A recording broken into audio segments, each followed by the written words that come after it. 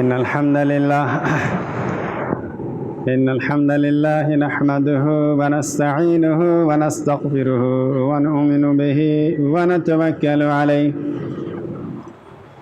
ونعوذ بالله من شرور أنفسنا ومن سيئات أعمالنا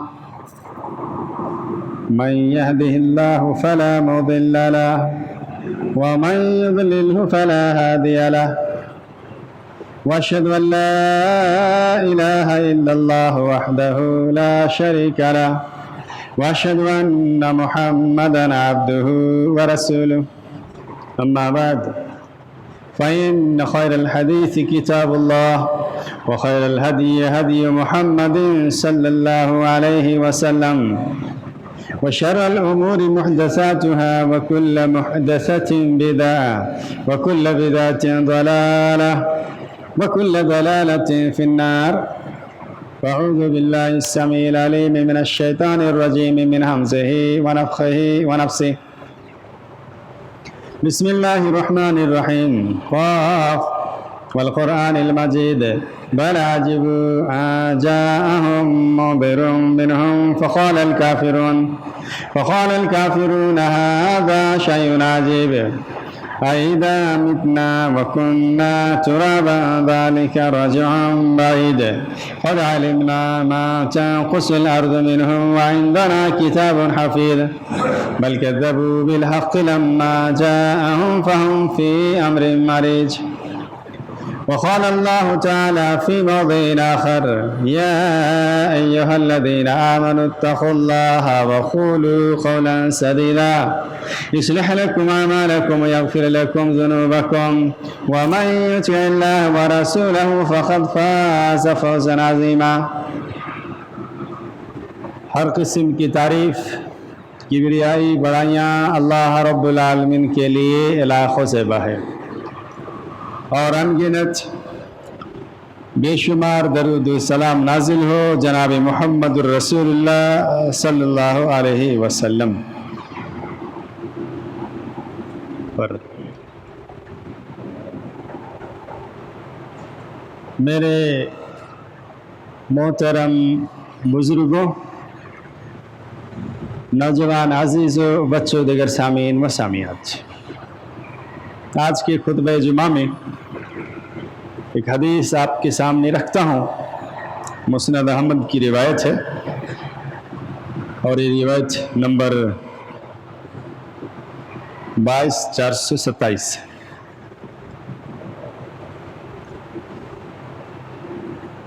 نبی کریم صلی اللہ علیہ وسلم نے اس حدیث میں 3 باتوں کا تذکرہ فرمایا.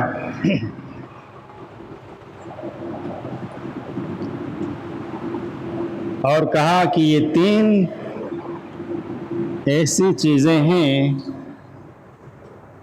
جو شخص ان 3 چیزوں سے دور رہا وہ جنت میں داخل ہوگا. آپ بارہا کچھ حدیثیں ایسے سنتے ہیں جس میں کہ یہ کام کرے گا تو جنت میں داخل ہوگا. اس حدیث میں یہ نہیں کرے گا تو جنت میں داخل ہوگا.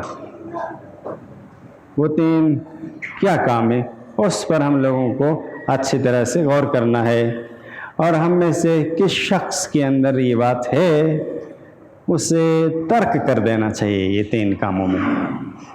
نبی صلی اللہ علیہ وسلم نے فرمایا، ثوبان رضی اللہ تعالیٰ عنہ راوی ہیں، کہتے ہیں قال رسول اللہ صلی اللہ علیہ وسلم من فارق الروح جسدا،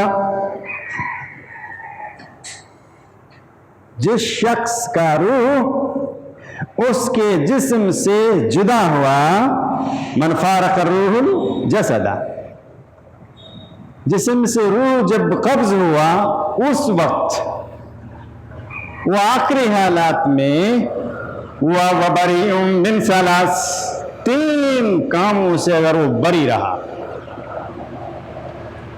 3 ایسے کام ہیں جس سے وہ دور رہا، اگر ایسا ہوا دخل الجنہ، وہ جنت میں داخل ہوگا. نبی صلی اللہ علیہ وسلم نے 3 کاموں سے دور رہنے والے شخص کے لیے جنت کی خوشخبری دی. ہم میں سے جو شخص بھی 3 کاموں سے دور رہے گا وہ جنت میں داخل ہوگا. یہ نبی کی طرف سے ہمارے لیے ایک گارنٹی ہے. فرمایا آپ نے نمبر 1 الکبر، گھمنڈ، غرور، تکبر. پہلا کام کہ جو شخص بھی پوری زندگی گزاری حالت موت میں یہ 3 کاموں سے دور رہا، موت کے وقت ان 3 کاموں سے دور رہا، ان کے اندر نہ پایا جائے تو داخل الجنہ، وہ جنت میں داخل ہوگا. اس میں نمبر 1 کہ الکبر، تکبر نہ ہو. آپ جانتے ہیں ابلیس کے اندر ساری صفتیں تھیں اچھائی.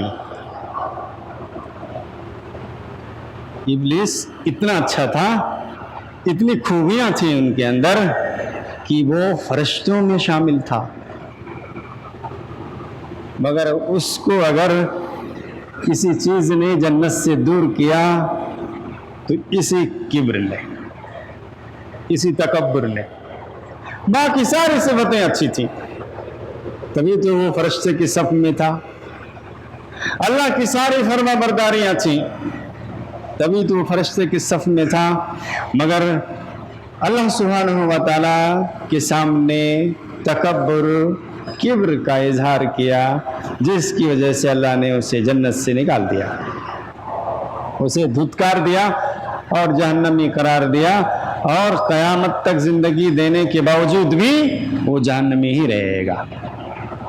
اللہ سبحانہ و تعالیٰ نے سورہ صاد میں سورہ نمبر 38 اور آیت نمبر 71 سے آگے اسی کا تذکرہ ہے ابلیس کا.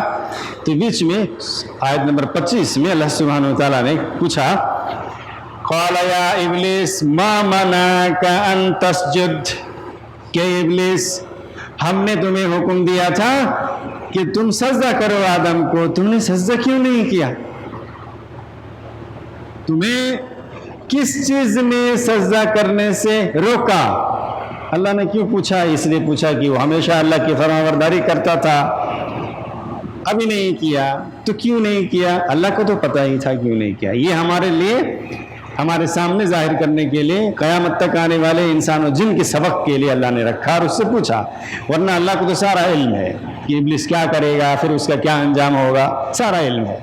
مگر اللہ رب العالمین ہم لوگوں کے لیے قرآن مجید میں باقی رکھنے کے لیے، لوگوں کی نصیحت کے لیے پوچھ گچھ کیا اور اس چیز کو قرآن میں رکھا. تو کیا کہا کہ کس چیز نے تمہیں منع کیا؟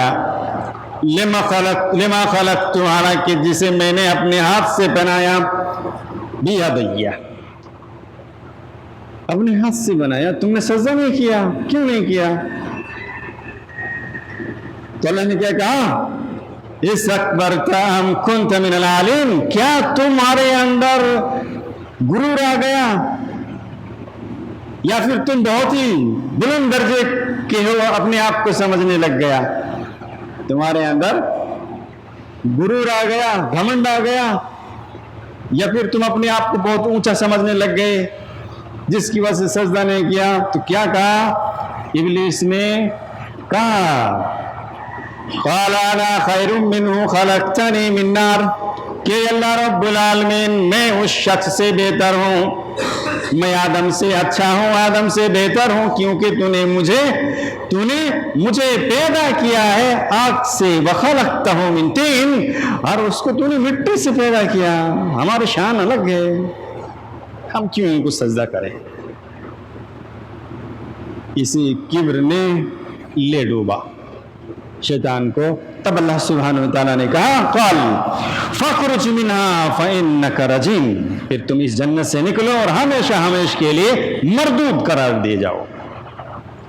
تم ہمیشہ ہمیش کے لیے مردود قرار دیے گئے، اب تمہاری جگہ جنت نہیں ہے، تم ہمیشہ کے لیے مردود قرار دیے گئے. تو اللہ رب العالمین نے صرف ایک کام، وہ کیا کام تھا؟ ان کو ایک گھمنڈ ہوا. حالانکہ یوں عقلی طور پر اس کے لیے صحیح نظر آیا کہ جب ہماری شان اونچی ہے ہم کبھی جھکتے نہیں ہیں، ہمیں اللہ نے آگ سے پیدا کیا، ہماری صفت ہے اونچائی بھی جانے کی، جھکنے کی نہیں، تو اب میں کیوں جھکوں؟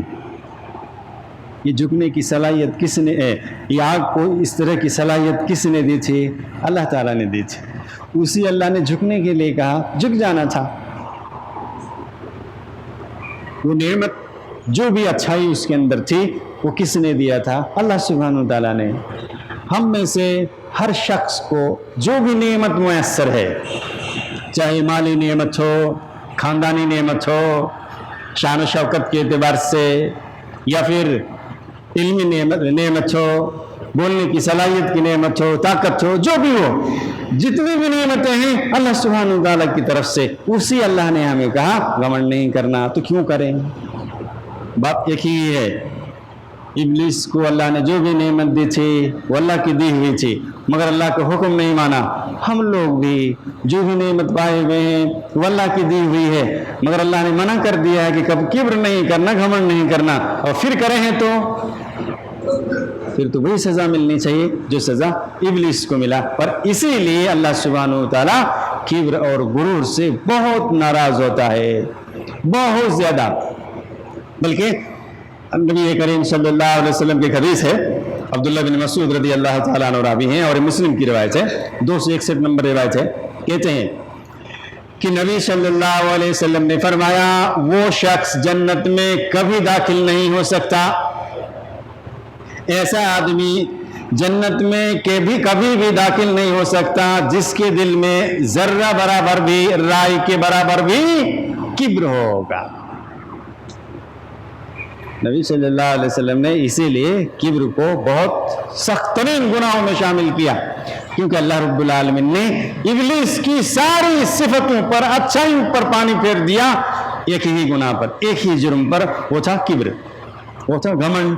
اللہ کی دی ہوئی نعمت کو غرور اور تکبر میں استعمال کیا، اس لیے بہت ہی خطرناک ہے ہمارے لیے، بہت ہی ڈینجرس ہے ہمارے لیے۔ نبی صلی اللہ علیہ وسلم نے باضابطہ اسی لیے کہا کہ لا يدخل الجنت من کان فی قلبہ مثقال ذرۃ، مثقال ذرہ برابر بھی ہو من کبر، گھمنڈ میں سے، غرور میں سے ذرہ برابر بھی ہو تو جنت میں داخل نہیں ہوگا، وہ جنت میں داخل ہی نہیں ہوگا۔ سب اچھائیاں ہیں، ساری خوبیاں ہیں، مگر کبر ہے، گھمنڈ ہے، تو اللہ سبحانہ وتعالیٰ جنت میں داخل نہیں کرے گا۔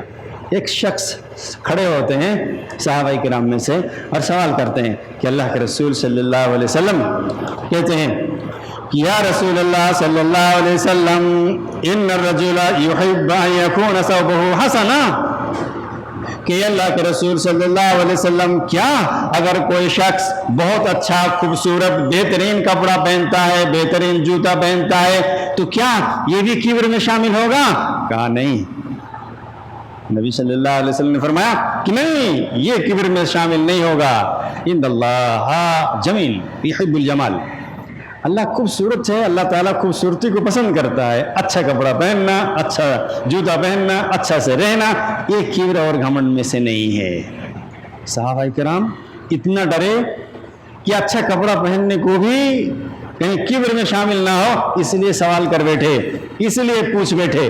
تب نبی صلی اللہ علیہ وسلم نے اور وضاحت کر دی، کیوں لوگ اپنے من سے کسی چیز کو کبر نہ سمجھ لے، کبر اصل میں ہے کیا؟ آگے اسی حدیث میں کہتے ہیں الکبر، کبر کہتے ہیں کہ بطر الحق وغمط الناس، حق بات سامنے آئے مگر اس سے مکر جائے، اس کو نہ مانے۔ حق کوئی بولے، صحیح بات کوئی بولے، مدلل بات کوئی کہے، قرآن و سنت کی روشنی میں کوئی بات پیش کرے، مگر اس کو نہ مانے، کسی بھی طرح سے خاموش رہ کر، انکار کر کے، لوگوں پر اس کو ڈال کر کے، کیسے بھی دل کو اللہ جانتا ہے، یہ حق بات کو ماننے کے لیے تیار نہیں، مگر یہ بدنام نہ ہو اس لیے دوسرے اپائے کر کے، لیکن دل کو تو اللہ جانتا ہے۔ ہمارے دل کو اللہ جانتا ہے کہ یہ حق تھا، مگر ہم نے اس کو نہیں مانا. نہ ماننے کے ایسے اسباب پیدا کر دیے تاکہ ہمارے نام پر بھی نہ آئے کس نے نہیں مانا، اور ایسے اسباب پیدا کر دیے، ایسے ریزن پیدا کر دیے، ایسے اصول لے آئے، ایسی بات کر دیے کہ وہ ہم نہیں ماننا بھی ثابت ہو جائے کہ ہم مانیں گے نہیں، ہماری بات بھی ثابت ہو جائے اور ہمارا نام بھی نہ آئے، وہ بھی انکار ہی ہے. اس کو اللہ جانتا ہے. کوئی انسان سمجھے یا نہ سمجھے، انسان ہمیں کتنا ہی اچھا سمجھ لے اس کو کہ نہیں مولانا صاحب نے تو ایسا نہیں کہا ہے، کہا تو اس نے نہیں، کوئی اور کہا ہے یا اور کیا ہے، تو یہ غلط ہے. دل کی حالت کو جانتا ہے. کسی بھی حق بات کو نہ ماننے کا آپ کے اندر جذبہ ہے، آپ کے اندر آپ کی نیت ہے، یہی کبر ہے.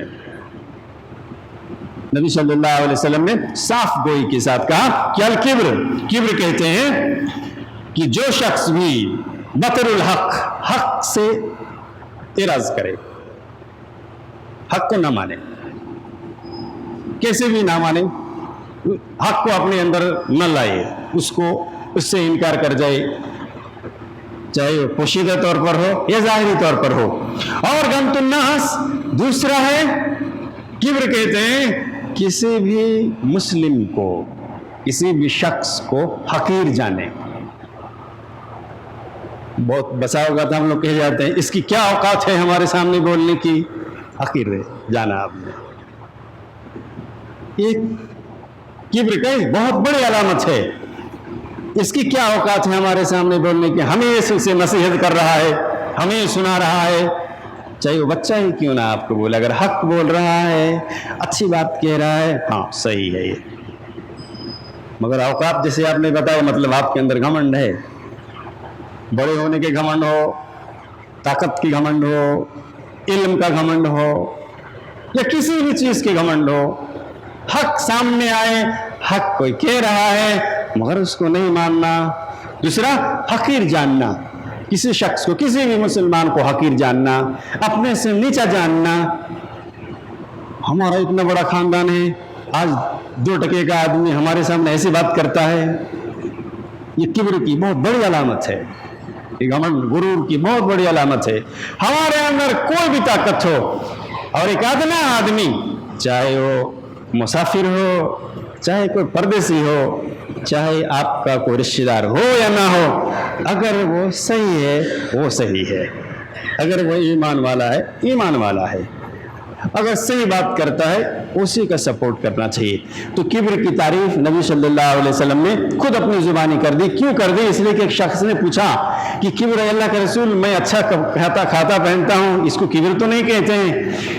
تب نبی صلی اللہ علیہ وسلم نے ڈیفینیشن، تعارف، پریچائے کرا دیا کہ کبر کہتے کس کو ہیں، گھمنڈ کہتے کس کو ہیں. وہ گھمنڈ جس کا ذرہ برابر بھی اگر کسی کے دل میں ہے تو جنت میں داخل نہیں ہو سکتا. وہ گھمنڈ کہتے کس کو ہیں؟ 2 لفظ میں آپ نے پیش کر دیا جو سب شامل ہے اس میں. 2 لفظ صرف اتنا ہی کہ وہ ہے بطر الحق، حق سے انکار، وغمط الناس، اور لوگوں کو حقیر جاننا. یہی کبر ہے، ہمیں بچنا چاہیے. 2 باتیں اور رہ گئے، انشاءاللہ ہم اگلا جمعہ پیش کریں گے. ہمیں چاہیے کہ نبی کریم صلی اللہ علیہ وسلم نے جن چیزوں سے منع کیا ان چیزوں سے رکے رہیں. وما آتاکم الرسول فخذوہ وما نہاکم عنہ فانتہوا. جس چیز سے نبی روک دے وہ لے لو، اس کو چھوڑ دو، جو تمہیں دے وہ لے لو، اور جس سے منع کرے اس سے رک جاؤ، وہ ہرگز مت کرو. ہماری تباہی ہے ان کاموں میں جن کاموں سے نبی نے منع کیا پھر بھی ہم وہ کریں. ہماری تباہی ہے ان کاموں میں جن کاموں کے کرنے کے لیے کہا مگر ہم نہ کریں. اللہ ہم سبوں کی کمیوں کو معاف فرمائے، گناہوں کو درگزر فرمائے. اللہ ہم سبھی لوگ گنہگار ہیں، خطاکار ہیں، ہم سبوں کے گناہوں کو، خطاؤں کو درگزر فرما دے. اللہ ہم تمام مسلمانوں کی خصوصاً حفاظت فرما، عموماً تمام انسانیت کی حفاظت فرما. اللہ ہر طرح کی پریشانی سے اللہ ہم سبوں کو محفوظ فرما لے، ہمارے تمام بیماروں کو شفاء کلی عطا فرما دے۔ اللہ ہمارے تمام بھائی بہن ماں باپ جہالت اسلام پر گزر گئے ہیں، ان کی قبروں کو نور سے بھر دے، اللہ انہیں جنت الفردوس میں مقام عطا فرما۔ اللہ ہم سبوں کی روزی میں خیر و برکت عطا فرما، حلال روزی عطا فرما۔ اللہ ہم سبوں کو تحیات اسلام پر قائم و دائم اور ہم سبوں کا خاتمہ ایمان پر فرمانا، آمین یا رب العالمین۔ بارک اللہ لی ولکم فی القرآن العظیم ونفعنا بالآیات و ذکر الحکیم۔